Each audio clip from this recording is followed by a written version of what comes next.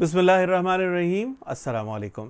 मामूलाती गपशप ज़ीशान आदिल के साथ की एक और एपिसोड में एक बार फिर आप सबको खुशामदीद। बहुत सारी दुआओं के साथ आप सब लोग जहां मौजूद हैं, बहुत सी सलामती और खुशियां हमेशा आपके हम कदम रहें। जनाब, कोशिश यही की है कि आज तक जितनी भी हमने अपनी वीडियोस बनाई हैं उसमें कोई ना कोई ऐसा टॉपिक डिस्कस किया जाए जो कि इनफरादी सतह पर बेहतरी का आगाज़ बन सके, हम जिम्मेदारी ले सकें। हमने सीख ये लिया है कि फ़लाना फ़लाना फ़लाना फ़लाना बहुत बुरा है और हमने फ़र्ज़ कर लिया है कि हम बहुत अच्छे हैं, जबकि ऐसा नहीं है। बहुत सारे लोगों का अपना अपना सोचने का अंदाज़ होता है। मेरा ज़ाती ख़्याल ये है कि हमें अपने अपने आप को ठीक करना होगा। अगर हम अपना अपना आप को ठीक करेंगे तो ऑब्वियसली क़तरा क़तरा समंदर बनता है। हम शायद उसको ना देख सकें, लेकिन बेहतरी में कहीं ना कहीं हमारा कोई ना कोई हिस्सा ज़रूर होगा। अगर आपको ऐसा नहीं लगता और आप दूसरों पर सुधार लाना चाहते हैं तो कुरान में तो हजूर पाक सल्लल्लाहु अलैहि वसल्लम को भी ये कह दिया गया कि आप तक सिर्फ पैगाम पहुंचाने की जिम्मेदारी थी, हिदायत जो है वो तो अल्लाह की तरफ से है। तो आपने अगर कुछ अच्छा लगता है और आपने दूसरों को कह दिया तो इतना काफ़ी है। इसके बाद आप अपनी जो नफ्स खुशी है उस पर काम करें, अपने आप को ठीक करने की कोशिश करें। कम से कम माशरे में एक बुरा आदमी कम हो जाता है। अगर मैं अपने आप को ठीक कर लूँ तो ऑब्वियसली मेरे आगे मेरे बच्चे हैं, मैं कोशिश करूँगा उनकी तरबियत अच्छी कर सकूँ। उनकी तरबियत अच्छी हो गई अल्लाह के हुक्म से तो आगे वो अपने बच्चों की तरबियत अच्छी करेंगे। तो एक से कहानी दो, दो से चार, चार से आठ, आठ से 32, 64 इस तरह से चलती चली जाएगी इंशाल्लाह। कहीं से तो किसी को आगाज़ करना होगा। तो मैंने कोशिश यही की है कि आप लोगों की तवज्जो उस तरफ दिलाई जाए। मेरा कोई ऐसा दावा कभी भी नहीं रहा, ना है ना होगा, कि मैं कोई बहुत इल्म वाला हूँ या मैं कोई बहुत अमल वाला हूँ। कुछ भी नहीं है जी, ना इल्म है ना अमल है। हो सकता है आप लोगों को कह कह कर ख़ुद अपने अंदर भी कुछ सुधार आ जाए तो ये भी बहुत बड़ा काम हो जाएगा। जी, आज का टॉपिक अगेन एक बड़ा इम्पॉर्टेंट टॉपिक है। हम तालीमी इदारों और तालीमी निज़ाम पर बात करने की कोशिश करेंगे, लेकिन उससे पहले एक और बात करना बहुत ज़्यादा ज़रूरी है। हम अपने बच्चों को तालीम दिला क्यों रहे हैं? मेरे ख़्याल में शायद 80% से ज़्यादा या 85-90% के करीब अफराद जो हैं उनका ख्याल ये है कि अच्छी तालीम होगी तो अच्छी नौकरी होगी, अच्छी नौकरी होगी तो अच्छी तनख्वाह होगी, अच्छी तनख्वाह होगी तो अच्छा लाइफस्टाइल होगा। तो हम अपने बच्चों के दिमागों में भी यही ठूंस रहे हैं कि अगर पढ़ोगे नहीं तो बनोगे क्या। तो उसकी वजह से हो ये रहा है कि तमाम बच्चे जितने पढ़ लिख कर वो निकल रहे हैं, ज़ाहिर है जॉब उतनी नहीं है मार्केट में जितने ज़्यादा ग्रेजुएट्स या मास्टर्स मार्केट में आ रहे हैं। अब उसका इम्पेक्ट क्या आता है कि बच्चों के अंदर फ्रस्ट्रेशन आती है। मैंने तो इतना पढ़ लिया, मैंने तो अपने वालिदैन के कहने पर इतना काम कर लिया। फिर ये कि वो चाहते हैं कि उनको वाइट कॉलर जॉब मिले, ऑफिस में बैठकर एसी के ठंडे कमरे में काम करना होगा। वो निचली सतह पर काम करने को तैयार ही नहीं है। मार्केट में लोग मानते हैं तजर्बा ज़ाहिर है किसी निचली सतह से काम का आगाज़ होगा तभी तजर्बा आएगा। तो हमने इसीलिए ये बात कही थी आपसे कि अपने बच्चों को एक तो ये कि कम से कम उनको ये शऊर दें कि बेटा तालीम जो तुम हासिल कर रहे हो वो विज़डम के लिए है, वो नॉलेज के लिए है, वो अक़ल की जिला के लिए है, वो तुम्हारी तरबियत के लिए है। उससे हासिल होकर अगर जॉब तुम्हें रिलेटेड अच्छी मिल जाती है तो वेल एंड गुड। अदरवाइज़ जो जॉब है उसकी वजह नौकरी कतन नहीं है। हाँ, कुछ स्पेशलाइज्ड फील्ड्स होती हैं। अगर आप वकालत कर रहे हैं तो आप वकील ही बनेंगे, अगर आप डॉक्टरी कर रहे हैं तो आप डॉक्टर ही बनेंगे। लेकिन बहुत सारी फील्ड्स ऐसी हैं जिसमें कि आप जैसे MBA करते हैं, लेकिन अब MBA आपने किया, मार्केटिंग में जॉब आपको मिल रही है, HR में किसी रेफरेंस से, तो आप HR में जाके काम करना शुरू कर देते हैं। इसी तरह से आप आगाज़ चाहते हैं किसी बेहतर पेमेंट के साथ। आपको अगर आपकी रेलेवेंट फील्ड के साथ बहुत ज़्यादा पेमेंट के साथ जॉब का आगाज़ नहीं भी मिलता है तो थोड़ा अरसा जब आप गुजार लेंगे, आप अपनी डिग्री के साथ रेलेवेंट तजर्बा भी ले लेंगे तो आपकी एक वर्थ मार्केट में ऑटोमेटिकली ज़्यादा हो जाएगी। फिर भी इसकी कोई गारंटी नहीं है कि आपको जॉब मिल जाएगी, क्योंकि जॉब की हालत दगरगू है। हर साल ग्रेजुएट और मास्टर्स आ रहे हैं, जबकि हर साल एग्जीक्यूटिव जॉब्स की पोजीशंस खाली नहीं हो रही। होनी चाहिए, मैं उन चीज़ों पर ज़्यादा बात नहीं करूँगा जो गवर्नमेंट रिलेटेड होंगी, क्योंकि गवर्नमेंट रिलेटेड बात करने पर मेरा नहीं ख्याल हमारा शऊर अभी उस जगह पर आया है कि मैं अगर फ़लाने के ख़िलाफ़ बात करूँगा तो आप कहेंगे उसके ख़िलाफ़ क्यों किया, वो भी तो ऐसा है, फ़लाना भी तो ऐसा है। मैं फ़लाने की बात करूँगा तो आप कहेंगे नहीं जी वो हमारा वाला तो बहुत अच्छा है, वो फ़लाने वाले का मसला है। तो लीडर के बारे में कुछ सुनना ही नहीं चाहता, क्योंकि हम लोग अभी तक उस नहज पर, क्योंकि हमारी भी तालीम उसी तरह की है ना जैसे हम अपने बच्चों को दे रहे हैं। खैर, तालीम का मकसद वाज़े कीजिए, क्या आपने तालीम क्यों हासिल करनी है, बच्चे को एक पाथ दे दीजिए कि हाँ जी देखो तुम ये करोगे तो ये हो सकता है, ये करोगे ये हो सकता है, लेकिन तालीम जो तुमने हासिल करनी है वो सीकिंग नॉलेज है, विजडम है। अपने दिमाग को खोलो, पढ़ना शुरू करो, और किताबें जो सिर्फ कोर्स की है ना, उनके अलावा ये जो हमारे पीछे किताबें मंटो रामा पढ़ी हुई है या शहाबनामा पढ़ी हुई है या और किताबें पढ़ी हुई हैं, इससे आपके मुआशरे को समझने की में आसानी होती है। तो बच्चों को कोर्स के अलावा भी हटकर किताबें पढ़ने का शौक़ होना चाहिए, नहीं है। और फिर ये जिनको है किताबें पढ़ने का वो इंग्लिश का लिटरेचर पढ़ रहे हैं। इंग्लिश लिटरेचर पढ़कर आप अपने मुआशरे को आप अजीब कंफ्यूज से बन जाते हैं। ओ जी शैले ने तो ये लिखा है, यूँ होना चाहिए था, या शेक्सपियर तो ये कह रहा था। तो पहले अपने मुआशरे को तो समझें कि शौकत सिद्दीकी ने आपके मुआशरे की जो मंजर कशी की है वो क्या है, मुमताज़ मुफ्ती ने जो बताया है वो क्या है, कुदरतुल्लाह शहाब क्या कह रहे हैं, या लतीफ़ पैराए में इब्ने इंशा ने क्या कहा है, या मुश्ताक अहमद यूसुफ़ी या कर्नल मोहम्मद ख़ान क्या कह रहे हैं। समझें तो सही ना इन बातों को, फिर उसके बाद पढ़ें जो भी पढ़ना है। और फिर ये मैंने पहले भी बात कही थी, अल्लाह करे, वैसे तो मैंने कहा कि हुकूमत से रिलेटेड बात नहीं हो सकती, लेकिन ये इन जर्नल है कि तमाम किताबें अपनी मादरी ज़बान में ट्रांसलेट होकर अगर पढ़ाई जाएंगी तो बच्चों को समझ भी ज़्यादा आएगी और बच्चे परफॉर्मेंस भी ज़्यादा बेहतर दे सकेंगे। लेकिन ऐसा सोचने के लिए वक्त है किसके पास।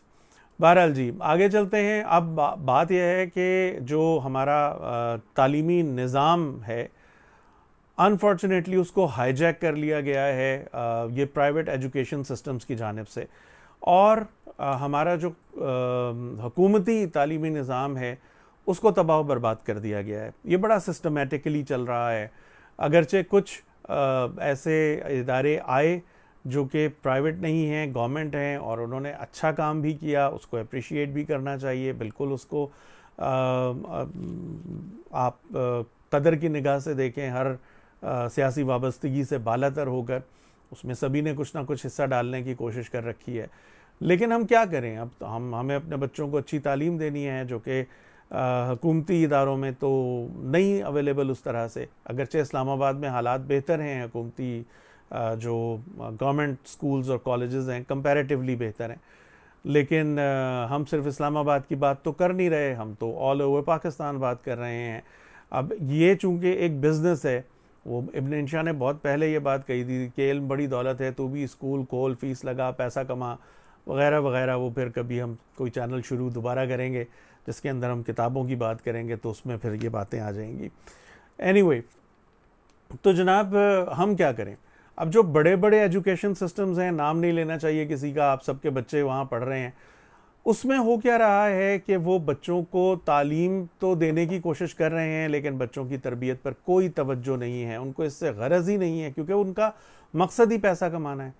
मैं तो जानता हूँ, ये बताया गया कि अगर किसी टीचर ने किसी बच्चे को डांट दिया तो प्रिंसिपल ने उसको या मालिकान ने उसको ऑफिस बुलाकर कहा कि भाई ये हमारी रोज़ी रोटी है, तुम इन्हीं को डांट रही हो, तुम्हें इससे क्या है कि उसके बाल बड़े हुए हैं, नाखून बड़े हुए हैं, जूते गंदे हैं, यूनिफॉर्म पहना हुआ है, तो वो किस हुलिये में है, वगैरह वगैरह, इस तरह की चीज़ें। भाई तुमने सिर्फ 100% रिज़ल्ट लेकर देना है। अब 100% रिज़ल्ट देने के लिए क्या कुछ हो रहा है वो भी मैं आपको बताता हूँ कुछ देर में। लेकिन अब हो ये रहा है कि वालिदैन बच्चों को भेजते हैं स्कूल कॉलेज, और वो अपनी तरफ से बिल्कुल बेफिक्र हो गए हैं कि हमारी ज़िम्मेदारी हो गई ख़त्म। जबकि बच्चों की तरबियत अगर वालिदैन नहीं करेंगे तो कोई भी नहीं करेगा। सबसे पहली ज़िम्मेदारी, हमारा सबसे बड़ा एसेट, हमारा सबसे बड़ा सरमाया है क्या? हमारे बच्चे हैं। हमारे बच्चे जब हमारा सरमाया हैं और हम उनको इतना ज़्यादा वल्नरेबल बनाकर भेज रहे हैं माशरे के अंदर कि वो ग्रेड लेने के लिए कुछ भी या तो करने को तैयार हैं। आप देखें अभी हालिया दिनों में किस किस्म के अफसोसनाक उमूर सामने आए हैं। दूसरा ये कि बहुत सारे तालीमी इदारों में स्कैंडल्स हैं और इसकी रिपोर्ट भी है। अभी खान साहब की गवर्नमेंट में भी रिपोर्ट थी, उससे पहले की गवर्नमेंट में भी रिपोर्ट थी तालीमी इदारों को लेकर के। प्राइवेट एजुकेशन सिस्टम में बहुत कुछ ऐसा हो रहा है जो अखलाकी एतबार से भी और माशरती एतबार से भी और मुआशी एतबार से भी बहुत ज़्यादा नुकसानदेह है। वहाँ पर बहुत सारे बच्चे नशे का शिकार हो रहे हैं, एक दूसरे से पीयर प्रेशर होता है।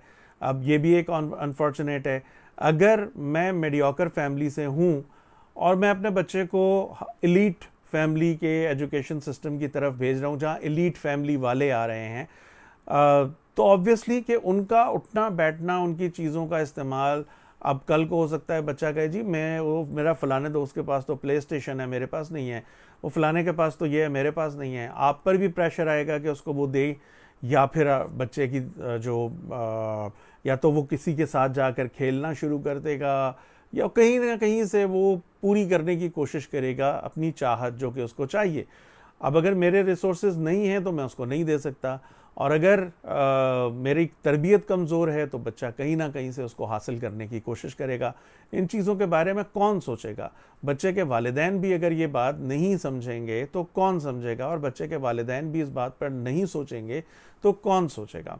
हल तो ये है कि हम अपनी अपनी इस्तिताअत के मुताबिक जो भी एजुकेशन सिस्टम है वहाँ पर बच्चों को भेजें, और एक सर्टन टाइम पीरियड तक जो बच्चे हैं उनको आप तरबियत पर खुसूसी तवज्जो दें। बहुत छोटे बच्चों को थोड़ा वक्त चाहिए होता है तरबियत के लिए, लेकिन जब बच्चे तकरीबन 12, 13, 14 साल या 18 साल की उम्र तक पहुंचते हैं तो उन पर बहुत तवज्जो देने की ज़रूरत होती है। उनके पास, उनके जिस्म के अंदर भी नई नई तब्दीलियां आ रही होती हैं और उनके इर्द गिर्द के माहौल में भी नई नई तब्दीलियां आ रही होती हैं। अब उनको अगर आप एड्रेस नहीं करेंगे तो कौन करेगा? और अगर कोई और करेगा तो ये क्या गारंटी है कि वो बच्चों को सही गाइड करेगा, क्योंकि बच्चे के वालिदैन तो आप हैं। और अब अपने बच्चों को सिर्फ अगर आप ही इतना ज़्यादा उनको आप माशरे के लिए एक आप समझ लें कि सदक़े के तौर पर ही देना चाहेंगे तो उसका क्या करेंगे?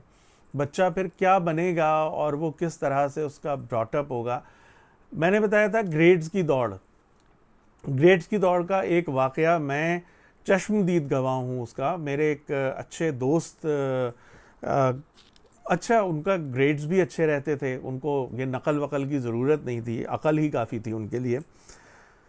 तो वो फलाने एक अभी भी वो बड़ा अच्छा इदारा चल रहा है सो कॉल्ड, तो उन्होंने, अब क्या मैं बताऊं, इंस्टीट्यूट की सतह पर उन्होंने सौदा कर लिया कि जी यहाँ पर जो है ना कोई इंस्पेक्टर आकर छापा नहीं मारेगा, जो नकल कर रहे हैं वो कर रहे हैं वगैरह वगैरह। उन्होंने कहा जी हमारा इख्तियार नहीं होता, तो आप करवा लीजिएगा, बस नज़र रखिएगा।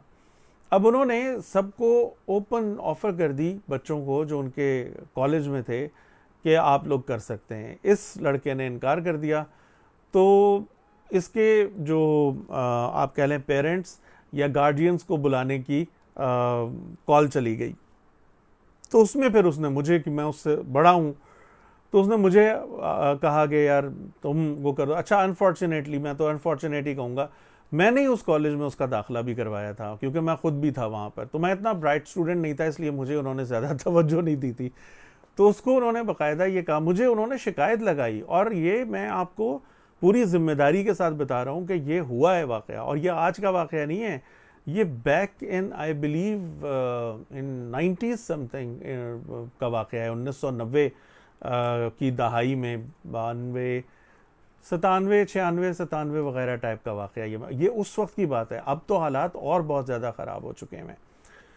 तो वाइस प्रिंसिपल ने मुझे बुलाया और उन्होंने कहा जी हम इसको मौका दे रहे हैं, ये टॉप कर सकता है बोर्ड के अंदर, और ये कह रहा है नहीं मुझे नहीं करना, मैं तो नकल नहीं करूँगा, तो इसको समझाएं ये क्या कर रहा है, हमारा नाम ख़राब करेगा। अब ये नाम क्यों ख़राब करेगा? क्योंकि उनको बड़े बड़े इश्तहार छपवाने होते हैं कि देखें जी हमारे महकमे में, आप हमारे इदारे में दाखिला करवाएं, हमारे बच्चों ने ये पोजीशंस हासिल की हुई हैं, तो वो ऐसे हासिल होती हैं। और ये अभी भी बहुत सारी जगहों पर जारी है, बल्कि इससे बहुत ज़्यादा काम आगे बढ़ चुका है। फिर मैंने कहा कि आपको कि नशों में बच्चे चूँकि ऐसी एज में होते हैं, आसान शिकार होते हैं, पीयर प्रेशर आता है, इर्द गिर्द के माहौल का प्रेशर आता है, वो इन चीज़ों में अडॉप्ट कर लेते हैं। कोई सिगरेट नोशी की तरफ चले जाते हैं, कोई उससे, क्योंकि आप भी जानते हैं हर जगह वालिदैन या बुज़ुर्ग यही कहते पाए जाते हैं कि बुराई इस तरह की, नशे की लत की बुराई सिगरेट उसका आगाज़ है।